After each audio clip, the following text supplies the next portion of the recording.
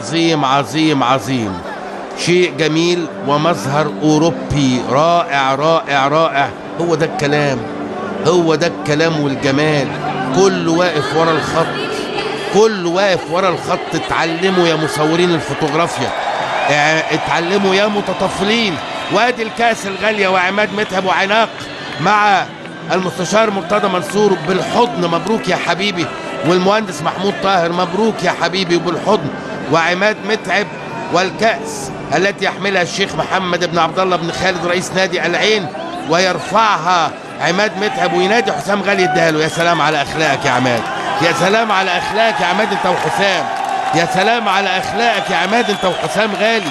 ايه الاخلاق دي، ايه الاخلاق دي، يا سلام يا سلام. مليون مبروك النادي الاهلي، مليون مبروك كأس السوبر، والمرة التاسعة في تاريخ النادي الاهلي، والمرة الرابعة امام نادي الزمالك السوبر المصري على ارض عربية.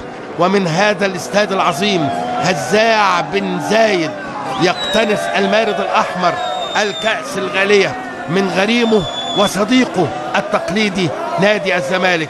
خرجنا اليوم بحاجات جميلة جدا جدا جدا، سواء على ارض الملعب او على مقصورة الملعب. عيشوا حياتكم واشوفكم في الاستوديو، مع تحياتي مدحت شلبي.